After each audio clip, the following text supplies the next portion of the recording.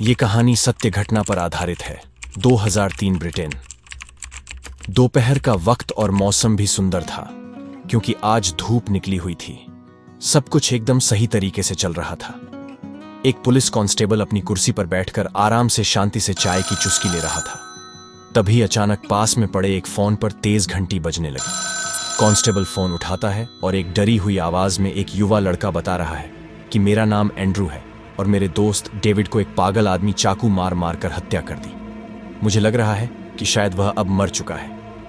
ये सुनते ही कांस्टेबल अपनी अधूरी चाय छोड़ उस हादसे वाली जगह पर पहुंचता है जहां करीब 16 साल का लड़का डेविड जमीन पर पड़ा है और उसके पास एक 14 साल का लड़का एंड्रू खड़ा है। जब पुलिस ने उसकी ओर देखा तो वह एक अजीब सी बातें कर रहा था, जैसे कुछ नंबर्स बता रहा है 6969 और पूछ रहा है कि वह औरत कहां गई, वह क्यों नहीं आई। तब पुलिस ने पूछा कौन औरत? तब उसने बताया हैना। उसकी इस तरह की बातों से पुलिस कुछ समझ नहीं पा रही थी और थोड़ी देर में डेविड को अस्पताल में ले जाया जाता है जहां डॉक्टर कहते हैं कि डेविड मौत से बस 1 मिनट की दूरी पर था और काफी इलाज के बाद अंत में डेविड को बचाया जाता है। पर इन सब में उसका खास दोस्त मतलब एंड्रू उसके साथ था रात दिन और अंत में। जब वह पूरी तरह से डेविड को बचाया जाता है तो पुलिस सबसे पहले डेविड से एक ही सवाल पूछती है कि आखिरकार तुम्हें जिस पागल इंसान ने मारा वह दिखता कैसा था। और डेविड ने जो जवाब दिया वह काफी चौंकाने वाला था। वह बताता है कि मुझे किसी पागल इंसान ने नहीं बल्कि मेरे ही दोस्त एंड्रयू ने मारा है। पर क्यों? आखिरकार एंड्रयू को गिरफ्तार किया जाता है और वह सब कुछ बड़े आराम से स्वीकार कर लेता है कि हाँ, डेविड को मैंने ही मारा है। अब पुलिस को भी बड़ा अजीब लगा क्योंकि यहाँ मुजरिम खुद ही बिना डरे अपना अपराध स्वीकार कर रहा था और ये केस खुलने से पहले ही बंद हो गया। पर पुलिस को बिल्कुल भी अंदाज नहीं था कि ये केस जितना आसान दिख रहा है वह इतना ही पेचीदा और दिमाग चकरा देने वाला था। यहाँ जब कहानी की एक गुत्थी सुलझ ही रही थी तभी मामले ने बड़ा ही अनोखा और नाटकीय मोड़ ले लिया था। कहानी में आगे बढ़ने से पहले मेरी आप सभी से एक छोटी सी रिक्वेस्ट है कि प्लीज चैनल को सब्सक्राइब करके मेरे साथ जुड़ जाएं, नहीं तो इस भीड़ भाड़ में मैं कहीं खो जाऊंगा। तो चलिए बात करते हैं एंड्रयू की।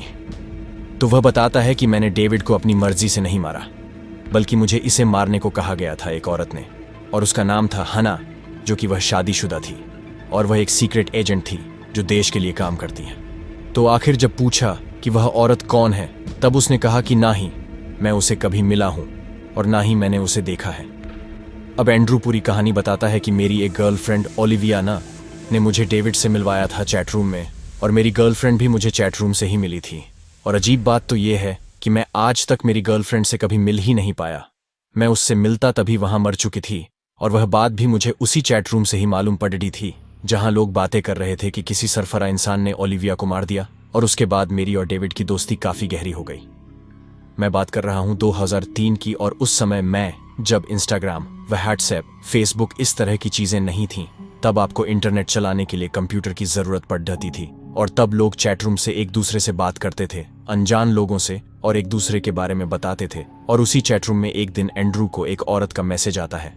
वह बताती हैं कि मेरा नाम हना है और मैं एक सीक्रेट एजेंट हूं जो ब्रिटिश गवर्नमेंट के लिए काम करती हूं और हमने खास तुम्हें एक मिशन के लिए चुना है और जैसे ही मिशन खत्म होता है तो तुम्हें 80 मिलियन पाउंड मिलेगा और तुम्हें जॉब भी मिलेगी जिसमें तुम्हें ट्रेनिंग मिलेगी और तुम भी सीक्रेट एजेंट बन सकते हो। ये सब सुनते ही पहले तो एंड्रू को यकीन नहीं आया कि क्या ये सब सच है। तभी उस औरत ने एंड्रू के बारे में सब कुछ बताया कि तुम एक स्टूडेंट हो और साथ ही एक रेस्टोरेंट में बर्तन धोने का जॉब भी करते हो और तुम्हारी माँ से बहुत प्यार करते हो। पर सोचो, इतने सारे पैसे मिलेंगे तो तुम्हारी माँ को कितनी खुशी होगी, कितना गर्व होगा तुम पर। और आखिरकार ये सब बातें सुनकर एंड्रू उस पर यकीन कर लेता है और पूछता है कि मुझे क्या करना होगा। तब वह औरत बताती है कि तुम्हारा दोस्त डेविड बहुत खास इंसान है हमारे लिए। तुम्हें कुछ दिनों के लिए उसका बॉडीगार्ड बनना होगा, मतलब डेविड का। और जब तुम ऐसा करोगे तो फिर मैं तुम्हें बताऊंगी कि डेविड इतना खास क्यों है। और एंड्रू भी ठीक ऐसा ही करता है। वह उसका बॉडीगार्ड बनता है लेकिन डेविड को इसका पता नहीं चलने देता। कुछ दिनों बाद फिर से उस औरत का मैसेज आता है, बहुत अच्छा, तुमने बहुत अच्छा काम किया। अब मैं तुम्हें बताऊंगी कि डेविड इतना खास क्यों है। वह बताती है कि समुंदर के अंदर एक बड़ी सी तिजोरी है जिसमें क्वीन एलिजाबेथ का खजाना है। उस तिजोरी को खोलने के लिए एक ही इंसान चाहिए और वह है तुम्हारा दोस्त डेविड। तो अब तुम्हें एक आखिरी मिशन का अंजाम देना होगा और जब यह मिशन खत्म होगा तो तुम्हें तुम्हारा पैसा और नौकरी दोनों मिल जाएगी। साथ ही मैं तुम्हारी गर्लफ्रेंड भी बन जाऊंगी और तुम मेरे साथ सो भी सकते हो। और उस मिशन में तुम्हारे दोस्त डेविड को मारना होगा और इसके लिए तुम्हें एक चाकू खरीदना होगा और उसी चाकू से डेविड की हत्या करनी होगी।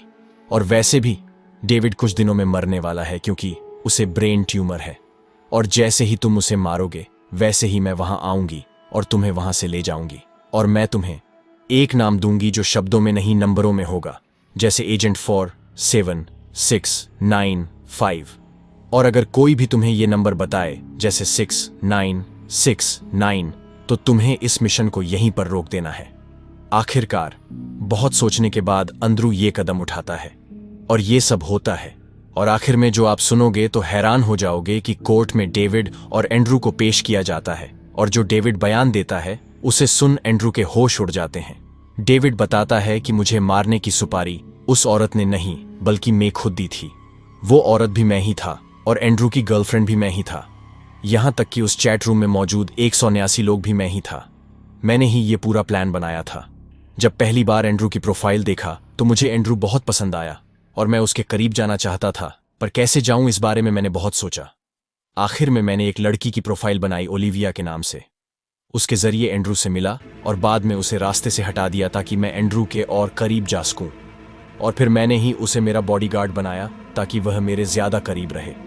पर इतना सब कुछ होने के बावजूद भी जब एंड्रू को पता ही नहीं चला, कुछ तो मुझे बड़ा ही अजीब लगा और मैं सोचने लगा कि मैं और क्या क्या करवा सकता हूं। इससे तो मैंने खुद की ही सुपारी दे दी, और वो इसलिए कि मैं मेरी लाइफ से काफ़ी परेशान था। मेरी माँ के बॉयफ्रेंड थे जो सारे मतलबी थे, कुछ दिन में हमें छोड़ देते थे और मुझे तो ये भी नहीं पता था कि मेरा असली बाप कौन है। और घर का माहौल भी बहुत बुरा था और मैं बहुत परेशान रहता था, इसलिए मैंने खुद ही सुपारी दे दी। पर जब एंड्रू मुझे मार रहा था तब मैं उसे वो कोड बोलने वाला था, पर मैंने नहीं बोला ताकि मैं उसे खोना नहीं चाहता था। और मुझे एंड्रू के लिए अफसोस था कि मैंने उसे ऐसा बनाया। ये सब सुनकर सारे लोग शोक थे और अंद्रू को तो अभी भी यकीन नहीं आ रहा था कि ये सब क्या हो रहा था।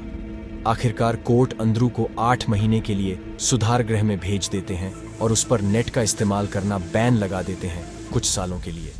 और डेविड भी सुधार गृह में भेजा गया। अगर इस कहानी पर विश्वास नहीं है तो आप गूगल कर सकते हैं इस नाम को। 2003 ब्रिटेन रियल स्टोरी जॉन और मार्क। और जब इस केस की सुनवाई हो रही थी तो वहां बैठे जज ने इस केस की सुनवाई के बाद सिर्फ एक लाइन बोली कि कोई जाना माना फिल्म राइटर भी ऐसी स्टोरी नहीं लिख सकता, ना ही लिख पाएगा। और इस केस के सारे कैरेक्टर्स के नाम न्यूज़ वाले या अखबार वाले कभी भी नहीं छाप सकते, मतलब उनकी आइडेंटिटी को लीक नहीं कर सकते। और जज ने यह भी फैसला सुनाया कि ब्रिटेन में इनकी स्टोरी पर एक भी मूवी नहीं बननी चाहिए। और इस वीडियो में मैंने उन कैरेक्टर का नाम बदल दिया था जो उनका असली नाम नहीं था। तो दोस्तों, कहानी कैसी लगी कृपया नीचे कमेंट करके बताएं, और वीडियो अच्छा लगा हो तो एक लाइक ज़रूर करें और चैनल को ज़रूर सब्सक्राइब करें। तो इसी के साथ मैं आपका दोस्त जिम्मी पारेख मिलता हूं आपसे अगले किसी सच्ची कहानी में। तब तक के लिए अपना ख्याल रखें, खुश रहें, सुरक्षित रहें। जय हिंद।